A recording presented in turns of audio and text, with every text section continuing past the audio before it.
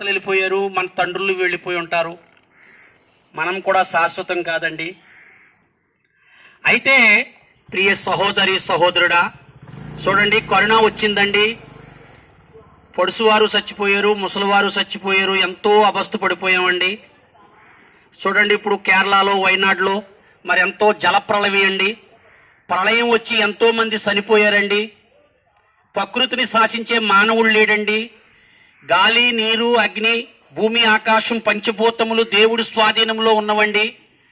అవి శాసిస్తే మానవుడు తట్టుకోలేడండి.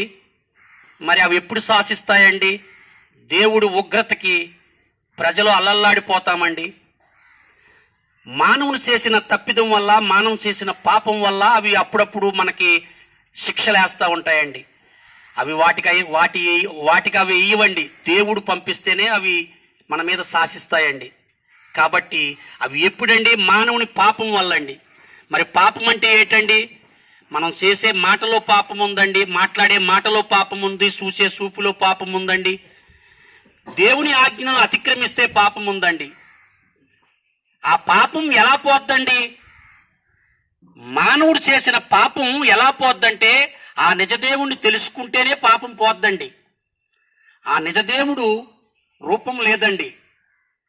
ఆ నిజమైన దేవుడు యేసుక్రీస్తు ప్రభు అండి. ఈ సర్వలోకానికి వచ్చాడండి. నరుడుగా, రిక్తునుగా ఆ కన్నికైన మరియమ్మకు జన్మించాడండి. ఈ ప్రపంచ నడిమధ్యన ఇశ్రాయేలు దేశంలోనండి. ఆయనలో పాపం లేదండి, ఆయనలో దేశం లేదండి. సర్వమానవాళి ఆయన బిడ్డలమేనండి. కులమతాలు లేవండి. ఒక్కడే దేవుడు, మానవులంతా ఒక్కటేనండి. ఆయన పరిశుద్ధమైన రక్తాన్ని ఈ భూమి మీద ఒలికించాడండి. ఎవరైతే ఆ నిజదేవుణ్ణి తెలుసుకుంటారో, ఎవరైతే యథార్థంగా బ్రతుకుతారో వారికి నిత్యలోకం అండి. ఆ నిత్యలోకంలో సావు పుట్టుకులు లేవండి. అక్కడ ఆకలి దప్పుకులు ఉండవండి. అక్కడ అనారోగ్యాలు ఉండవండి. అక్కడ శాశ్వతంగా జీవిస్తామండి. ఈ లోకంలో మనకు శాశ్వతం కాదండి. ఇక్కడ ప్రయాణికులమై ఉన్నామండి. ఒక ట్రైన్ ఎక్కుతామండి, గమ్యానికి చేరేటప్పుడు అనేక మంది స్టేషన్లో అనేక మంది దిగిపోతుంటారు. మనం కూడా ఏదో స్టేషన్లో దిగిపోతామండి. అలాగే ప్రాణం కూడా ఏదో టైంలో, బాల్యము, యవ్వనం, వార్ధక్యం, వృద్ధాప్యం అండి, ఏదో కాలంలో వెళ్ళిపోతాం. కానీ ఆత్మకు సావు లేదండి. శరీరం నిష్ప్రయోజనం అని చెప్తుందండి పరిశుద్ధ బైబిల్ గ్రంథం అండి. ఆత్మే జీవింపజేస్తున్నది. ఎప్పుడైతే ప్రాణము ఆ ఆత్మలో, ఆ శరీరంలో ఉంటుందో, ఆత్మ ఉన్నంతసేపు ఆ ప్రాణం, ఆ శరీరం కదులుతూ ఉంటుందండి. ఎప్పుడైతే ఆత్మ దాటిపోయిందో శరీరం వేస్ట్ అయిపోతుందండి.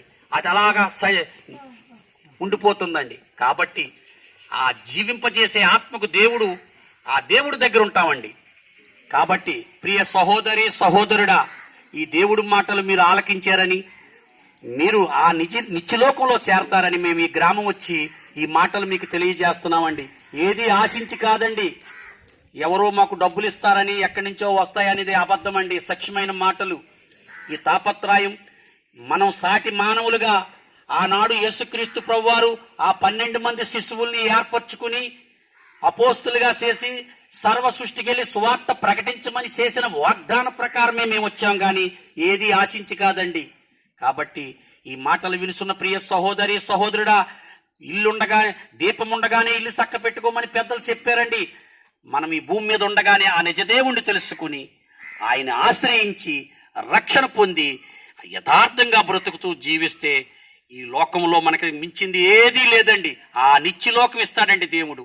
కాబట్టి ఆ నిజదేవుణ్ణి తెలుసుకుంటాలని మిమ్మల్ని, ఆ దేవుణ్ణి ప్రార్థిస్తూ మిమ్మల్ని బతిమాలుకుంటున్నాం తండ్రి. ఆమేన్, ఆమేన్.